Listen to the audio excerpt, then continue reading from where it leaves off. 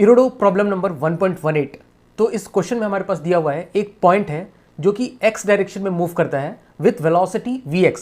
हम लोग ऐसा बोल सकते हैं कि x डायरेक्शन में इसके जो वेलोसिटी का प्रोजेक्शन है that is represented by vx, और उसको हम लोग ग्राफिकली कुछ इस तरह से रिप्रेजेंट कर रहे हैं, जहां पे वर्टिकल एक्सिस को हम लोग रिप्रेजेंट कर रहे हैं vx से, और जो यहाँ पर जो हॉरिजॉन्टल एक्सिस दिख रहा है वो रिप्रेजेंट कर रहा है मेरे पास टाइम।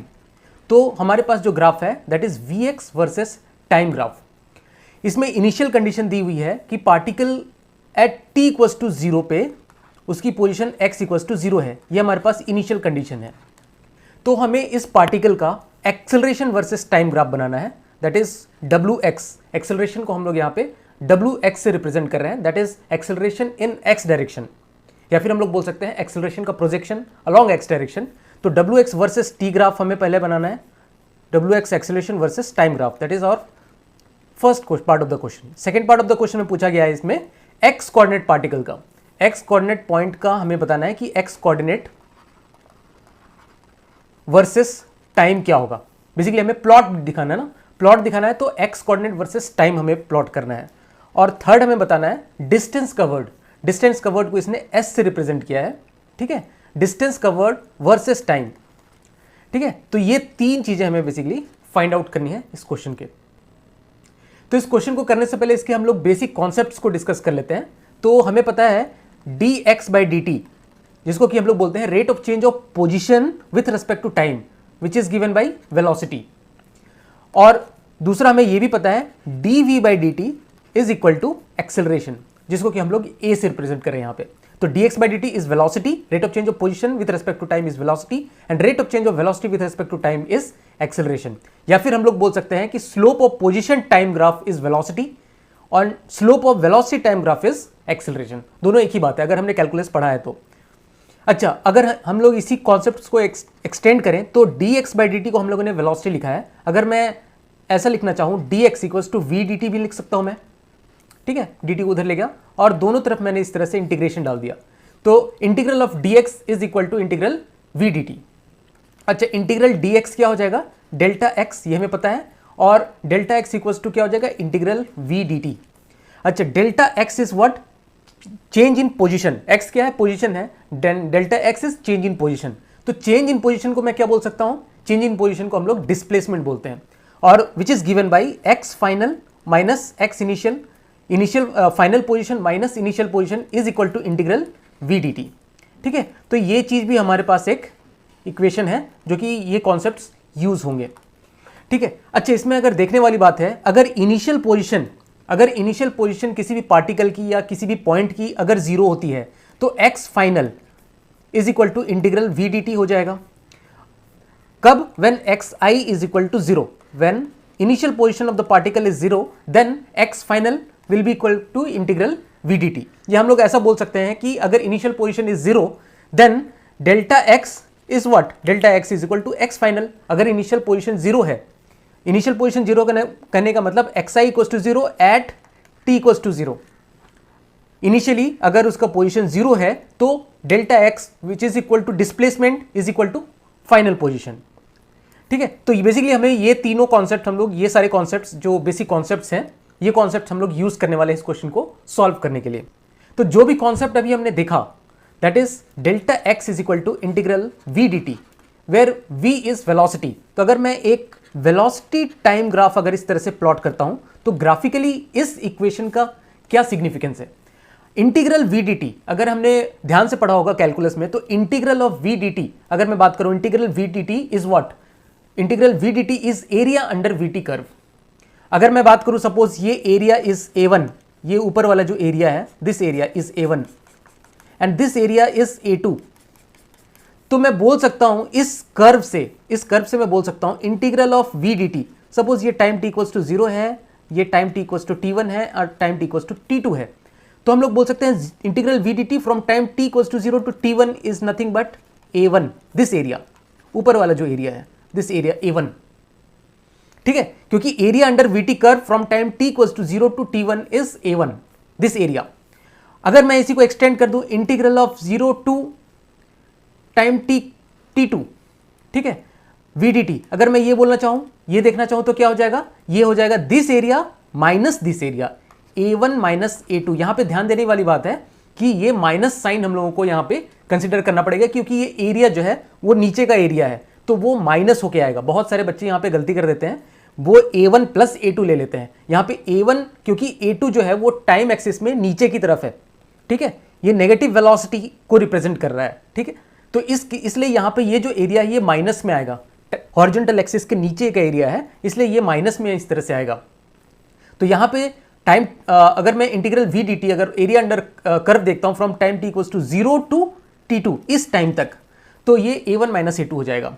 उसी तरह से अगर मैं बोल सकता हूँ integral of v d t from time t equals to T1 to T2 अगर मैं बात करूँ, तो ये हो जाएगा सिंपली माइनस A2 के बराबर।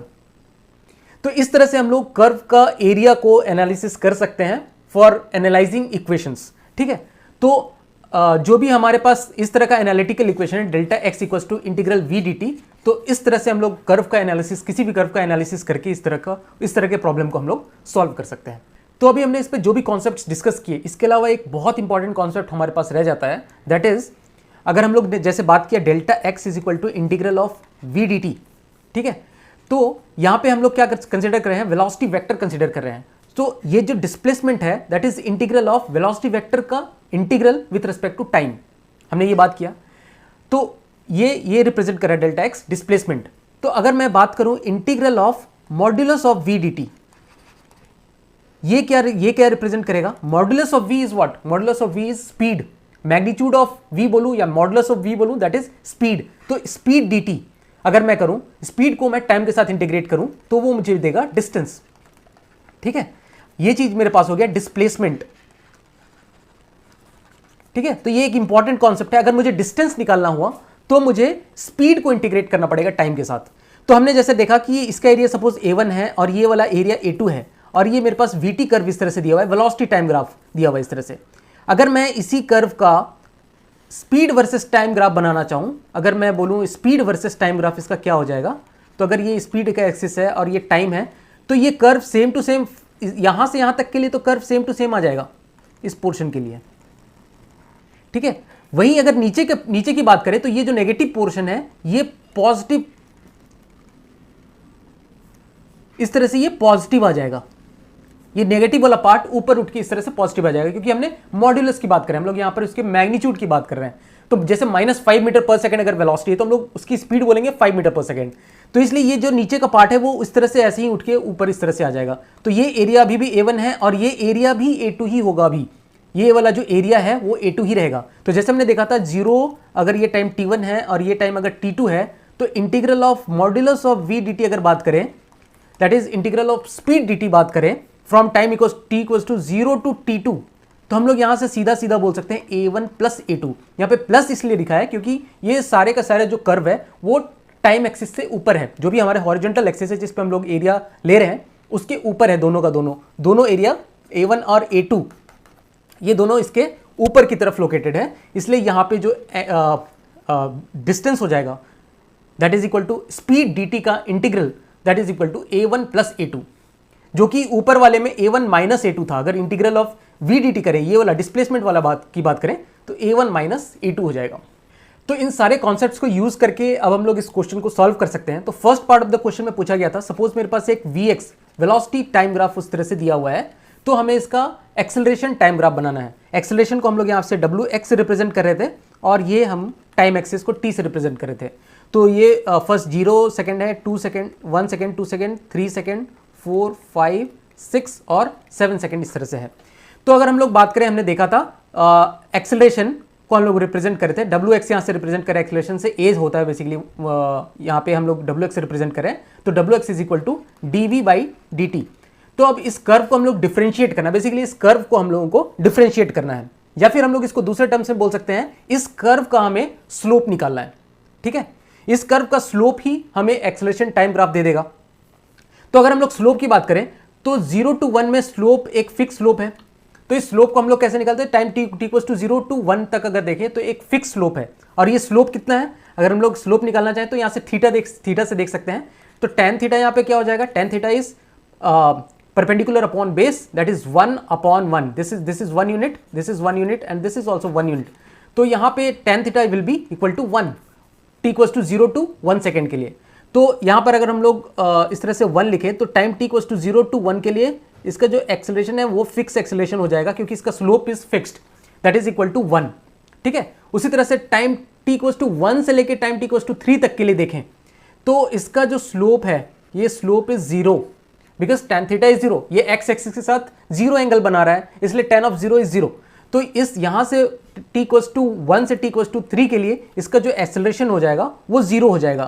तो इसको हम लोग 1 से 3 तक के लिए इसको इस तरह से इसके एक्सेलरेशन को रिप्रेजेंट कर सकते हैं। तो इस तरह का हम लोग ग्राफ यहां से बना सकते हैं।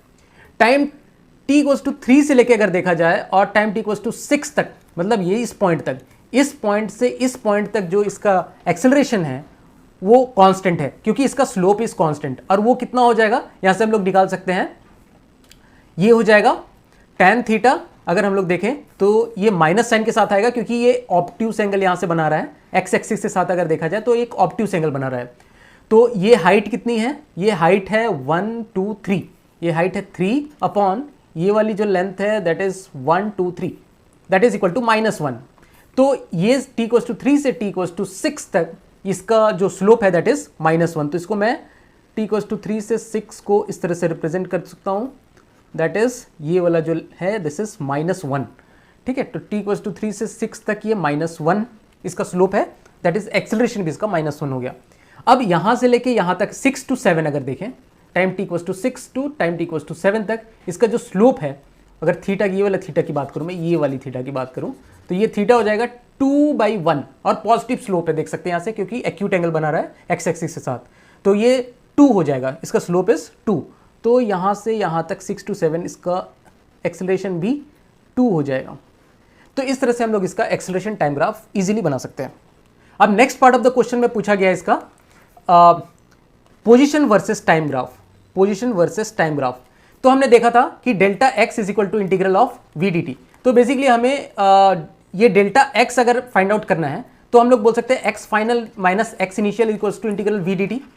हमने इस क्वेश्चन में हमको दिया हुआ है x initial equals to 0, because x equals to 0 at t equals to 0, that means x initial is 0। ये दिया हुआ है x equals to 0 at t equals to 0, initially उसका जो पोजीशन है पॉइंट का दैट इज 0, तो ये वाला पार्ट इज 0। तो पोजीशन फाइनल पोजीशन बोल दे या फिर पोजीशन किसी टाइम t पे, that will be equal to integral of v dt। तो x is given by integral of v dt। तो इस तरह से हम लोग पोजीशन किसी भी टाइम में इंटीग्रल v dt से निकाल सकते हैं, या एरिया अंडर vt कर्व से इजीली निकाल सकते हैं। तो अगर हम लोग देखें 0 टू 1, ये वाला जो एरिया है, ये एरिया का अगर बात करें तो ये एरिया हाफ है। क्यों? Half into base into height. ये वाले ट्रायंगल से अगर हम लोग एरिया निकालें तो half into base into height से ये एरिया हाफ यूनिट आ जाएगी। उसी तरह से इस एरिया की बात करें तो ये एरिया 1 यूनिट आ जाएगा इजीली। ये स्क्वायर पोर्शन है इस तरह से। इसके बाद नेक्स्ट ये वाला एरिया भी 1 आ जाएगा। ठीक है, ये एक स्क्वायर पोर्शन है। ये वाला एरिया अगेन हाफ आ जाएगा, कैलकुलेट करके देख सकते हैं, half into base into height से।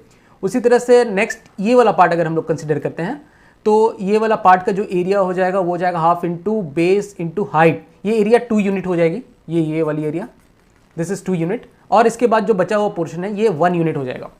ठीक है, तो बस कुछ नहीं करना, हमें टाइम 0 1 2 3 4 5 6 7 इस तरह से प्लॉट करना है। और 0 टू 1 में हाफ है, दैट मीन्स इसको मैं ऐसे इस तरह से रिप्रेजेंट करता हूँ, हाफ 1 1.5 2 और यहाँ पे 2.5 और 3 इस तरह से रिप्रेजेंट करते हैं। ठीक है, तो टाइम t इक्वल्स टू 1 पे ये हाफ हो गया। ठीक है, पोजीशन इसका हाफ है। टाइम t इक्वल्स टू 2 पे अगर देखा जाए, t इक्वल टू 2 सेकंड पे, तो हाफ प्लस 1 हो जाएगा। यहाँ पे हमने देखा था a1 plus a2, last graph में हमने देखा था a1 plus a2, half plus 1 that is 1.5। तो 2 पे 1.5 इसका पोजीशन हो गया। 3 पे इसका पोजीशन कितना हो गया, 2 प्लस हाफ दैट इज 2.5। 3 पे हो गया ये 2.5, ये वाला पार्ट हो गया।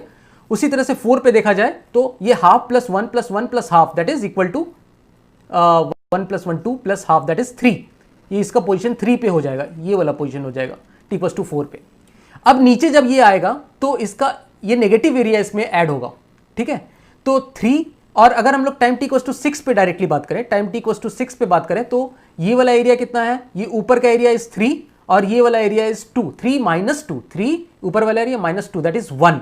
तो टाइम t इक्वल्स टू 6 पे ये 1 पे होगा इसका पोजीशन, इस तरह से कुछ।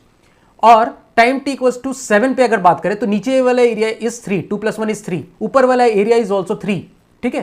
तो 3 ऊपर वाला एरिया माइनस नीचे वाला 3, ये एक दूसरे को कैंसिल आउट कर देंगे, तो that means 3 - 3 that is equal to 0। तो टाइम t इक्वल्स टू 7 पे ये पूरा का पूरा area integral v dt will be 0। तो ये t इक्वल्स टू 7 पे इसका फाइनल पोजीशन विल बी 0, ये वापस से अपने इनिशियल पोजीशन पे आ जाएगा। अगर हम लोग इसको एक्स्ट्रापोलेट करें तो कुछ इस तरह का कर्व हमको दिख सकता है, इस तरह का कर्व हम लोग इसमें से अप्रोक्सीमेट कर्व इस तरह से हम लोग बना सकते हैं, that is position versus time curve. अब last part of the question में पूछा गया है distance travelled versus time graph हमें प्लॉट करना है, ठीक है। तो हमने देखा था डिस्टेंस ट्रेवल के लिए क्या करना पड़ेगा, हमें integral of mod of v d t, that is integral of speed d t, integral of mod of v d t, ठीक है। तो बेसिकली हमें ये वाला जो कर्व है इसको ऊपर इस तरह से प्लॉट करना है। तो जो भी एरिया आएगा वो एरिया इसमें एड अप होता जाएगा। जैसे नीचे वाला एरिया हमने पहले वाले में माइनस किया था डिस्प्लेसमेंट निकालने के लिए या फिर पोजीशन निकालने के लिए, नीचे वाला एरिया माइनस होता जा रहा था उसमें। तो इस केस में अगर हम लोगों को, क्योंकि integral of modulus of v d t निकालना है, integral of magnitude of v d t या फिर integral of speed d t निकालना है, तो ये सारा जो एरिया है वो उसमें एड अप होता जाएगा, ठीक है। तो इस तरह से हम लोग इसको प्लॉट कर सकते हैं। तो एरिया हमने देखा था, ये जो पहला ब्लॉक का एरिया था, this was half, this was 1, this is 1, this is half, this is यहाँ से यहाँ तक हमने एरिया देखा था, ये वाला area that was equal to 2 और ये last part of the area was 1, ठीक है। तो यहाँ से अगर मैं प्लॉट करना चाहूँ, ये 0, 1, 2, 3, 4, 5, 6, 7, ये टाइम वर्सेस डिस्टेंस, डिस्टेंस की बात कर रहा हूँ मैं। इसको मैं 1, 2, 3, 4, 5 और 6 इस तरह से ले लेता हूँ, ठीक है।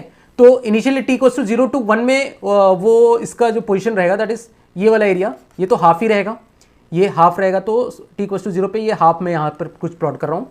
2 पे हो जाएगा ये 1 + हाफ दैट इज 1.5, 1.5 कुछ इसी ये रहेगा। इसके बाद 3 पे हो जाएगा ये वाला एरिया, हो जाएगा ये वाला that is 1 + 1 2 + half that is 2.5। 3 पे ये हो जाएगा 2.5 कुछ यहाँ पे होगा, ठीक है, ये कवर हो गया 2.5। अब 6 पे इसका पोजीशन रहेगा 2 + 2.5, सॉरी 2 + 3, 2 + 3, 4 पे पहले निकालते हैं। 4 पे ये एरिया हो जाएगा 3, ठीक है, ये वाला एरिया हो जाएगा 3। तो 4 पे ये यहाँ पे रहेगा 4 सेकेंड पे। 6 सेकेंड पे ये हो जाएगा 2 + 3 दैट इज इक्वल टू 5। 6 पे इसकी पोजीशन हो जाएगी 5 और 7 पे इसकी पोजीशन हो जाएगी 5 + 1, ये वाला एरिया भी कवर हो जाएगा दैट इज इसका एरिया ये हो जाएगा 6। तो कुछ इस तरह का कर्व हमारे पास, अप्रॉक्सीमेट कर्व इस तरह से आ जाएगा, डिस्टेंस वर्सेस टाइम का अप्रॉक्सीमेट कर्व। तो इस तरह से हम लोग इस तरह के जो भी ग्राफिकल क्वेश्चंस रहते हैं जिसको हम लोग ग्राफिकल अप्रोच से सॉल्व कर सकते हैं, तो इस तरह के अप्रोच से हम लोग इस तरह के क्वेश्चन को सॉल्व कर सकते हैं। Thank you.